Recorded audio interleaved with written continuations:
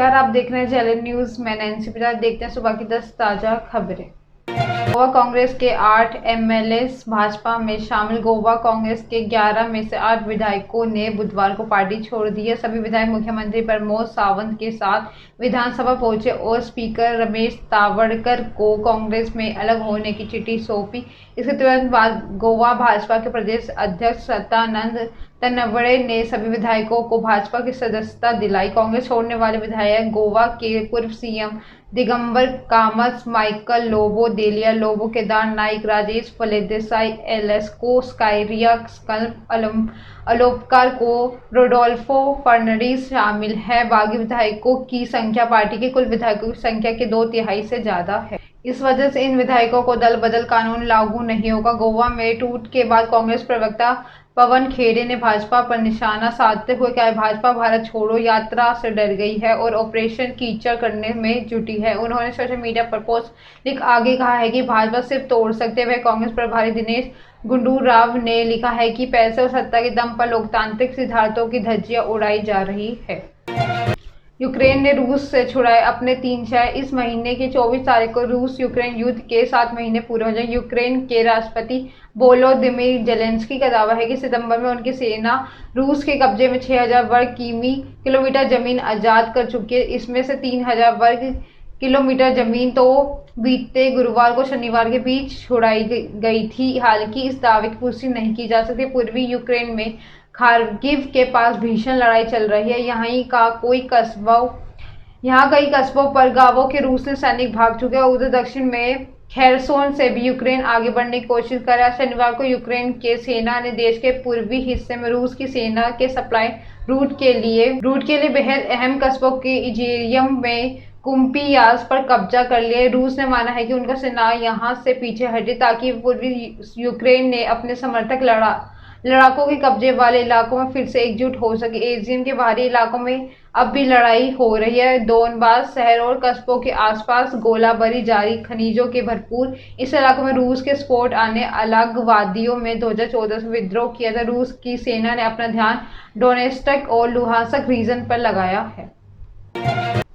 कांग्रेस की पोस्ट पर असम के सीएम का जहां कांग्रेस की भारत जोड़ो यात्रा जारी है। सोमवार को यात्रा के 5वें दिन कांग्रेस ने एक पोस्ट की जिसमें आरएसएस के खाकी निक्कर को जलता हुआ दिखाया गया। साथ में कैप्शन था कि देश को नफरत के चंगुल से मुक्त कराना और भाजपा आरएसएस के डैमेज की भरपाई करने हमारे लक्ष्य पर हम धीरे धीरे पहुंच ही जाएंगे। इसके जवाब में असम के मुख्यमंत्री हिमंत बिस्वा शर्मा ने मंगलवार को एक तस्वीर पोस्ट की जिसमें नेहरू निक्कर पहने नजर आए। इस तस्वीर के साथ उन्होंने लिखा है कि क्या आप इसे भी जलाएंगे। इसके साथ उन्होंने भारत तोड़ो यात्रा हैशटैग लगाया। रिपोर्टर्स के मुताबिक तस्वीर में नेहरू आरएसएस की खाकी शॉर्ट्स नहीं पहने रखे हैं बल्कि ये कांग्रेस के सेवा दल की यूनिफॉर्म है। 150 दिन की भारत जोड़ो यात्रा के 5वें दिन कांग्रेस के सोमवार को यह तस्वीर पोस्ट की है। इसमें लिखा था कि देश को नफरत के जंगलों से छुड़ाने में 145 दिन बाकी है, जिसमें बाद भाजपा नेताओं ने कांग्रेस पर पलटवार किया। भाजपा नेताओं ने कांग्रेस पर हिंसा का आह्वान करने का आरोप लगाया। कई नेताओं ने लिखा है कि कांग्रेस ने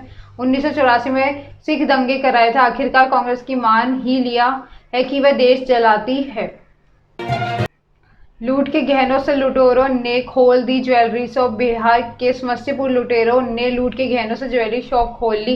पुलिस ने 14 आरोपियों को गिरफ्तार किया। इनके पास से 40 किलो सोना चांदी जेवर बरामद किए। आरोपी अपने ज्वेलरी शॉप खोलकर लूट का माल बेच रहे थे। पुलिस ने शॉप में से 2.7 किलोग्राम सोना, 27.30 किलोग्राम चांदी के जेवर, 48,120 रुपए कैश समेत सभी मात्रा में हथियार के जब्त कर लिया। अब तक लुटेरों के कुल 40 किलो चांदी और सोना जेवरात बरामद किए गए। वैशाली में 2 जून को श्री कृष्ण ज्वेलर्स में हुई करोड़ों की लूट की जांच करते पुलिस आरोपियों तक पहुंची थी। इसके बाद पूरे रैकेट का पुलिस ने खुलासा किया। लुटेरों ने यहां से लूटे गए माल को बेचने के लिए समस्तीपुर से 1.5 महीने पहले शॉप खोल ली। एसपी मनीष ने बताया कि इस लूट कांड में साजिश समस्तीपुर में रची गई थी। बैंक लूट समेत कई मामलों में फरार चल रहे हैं। चंदन सोनार ने एक मामले में जेल से निकल के एक बार प्लान किया। चंदन सोनार ने ही प्लान तैयार कर महुआ के पातेपुर रोड स्थित में कृष्ण ज्वेलर्स के बारे में जानकारी दी। इस लूटकांड में उसने मुख्य भूमिका अदा की। एसपी ने बताया है कि लूटकांड का अंजाम देने के लिए मई महीने में कई बार रैकी की गई थी। आंध्र प्रदेश में भारी बारिश से सड़कों पर भरा पानी। आंध्र प्रदेश के श्रीकाकुलम जिले में मंगलवार को भारी बारिश हुई। इससे राजमार्ग और आवासीय कॉलोनियां जलमग्न हो गई हैं। सड़कों व घुटनों तक पानी भरने से यातायात पूरी तरह से ठप हो गए। वहीं सड़कों पर फंसे लोगों की जान पर बन आई है।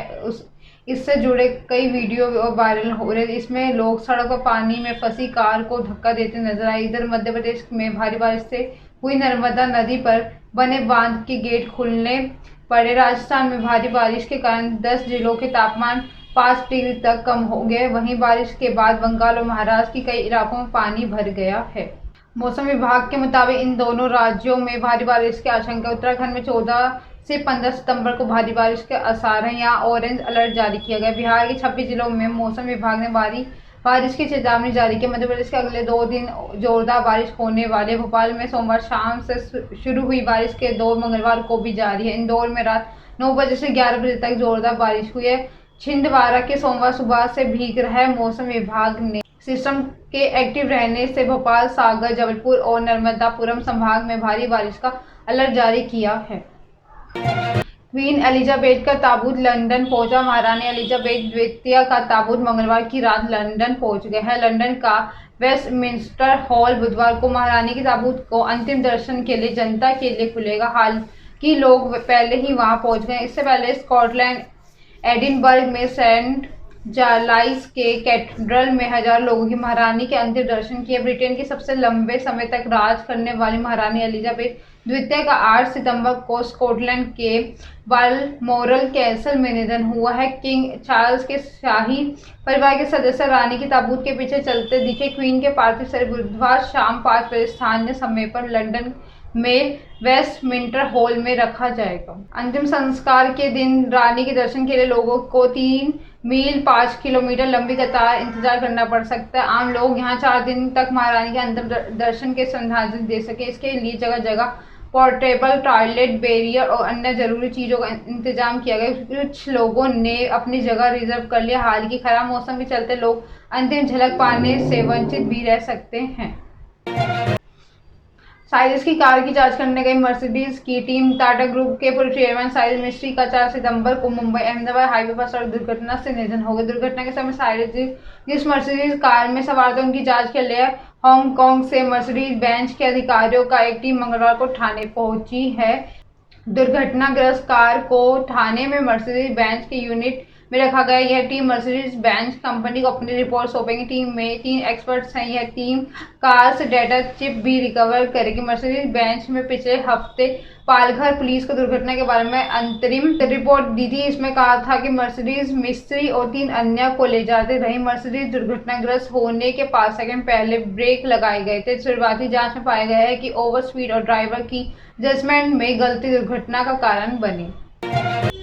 बीच शहर में 2.5 लाख रुपए की लूट। वाराणसी के बीच शहर 3 दिन दहाड़े लूट का मामला सामने आया। वाराणसी की लहराता से सनबीम स्कूल के पास एक युवक से मारपीट कर उससे 2.5 लाख रुपए कैश छीन लिए गए। बताया जा रहा है कि लुटेरे अपने बाइक घटनास्थल पर छोड़कर भाग निकले। जौनपुर से आ रहे सुशील कुमार सिंह ने बताया है कि वह इधर से गुजर रहा था। बदमाशों ने मेरे आगे आकर बाइक खड़ी कर दी और फिर बेल्ट निकाल कर मारने पीटने लगे। उसके बाद मेरे कैश छीन लिया गया 2.5 लाख रुपए से। अब मेरे पास केवल 20 से 22 हजार रुपए ही बचे हैं। सुशील को सिर पर काफी चोट आई है। उसके सिर पर ब्लीडिंग इतनी तेज है कि पूरा चेहरा खून से टपक रहा है। सिर पर हो रही ब्लीडिंग को हाथ में पकड़कर सुशील ने राहगीरों से बात की है। राहगीरों ने वीडियो बनाना और सुशील से पूछा है कि क्या तुम उन लोगों को पहचानते हो। सुशील ने कहा है कि मुझे मारने वालों को मंडुआ डीहा का एक दलाल भी था, उसका नाम राजन यादव। मुझे हमलावर को नहीं पहचान पाया। मौके पर पहुंची पुलिस ने घायल सुशील को अस्पताल भेज दिया है। बीसीसीआई व सुप्रीम कोर्ट का अहम फैसला। आज भारतीय क्रिकेट कंट्रोल बोर्ड के अध्यक्ष सौरव गांगुली बने रहेंगे या नहीं, इस पर आज फैसला हो सकता है। मंगलवार को कूलिंग ऑफ पीरियड को लेकर सुप्रीम कोर्ट ने सुनवाई करते हुए कहा है कि पदाधिकारियों के बीच कूलिंग ऑफ अवधि को समाप्त नहीं किया जाएगा, क्योंकि कूलिंग ऑफ अवधि इसलिए जरूरी है लगातार पद पर बने रहने से निजी हित हावी ना हो सके। कोर्ट सौरव गांगुली सहित 6 पदाधिकारियों को भविष्य को लेकर आज फैसला सुनाएगी।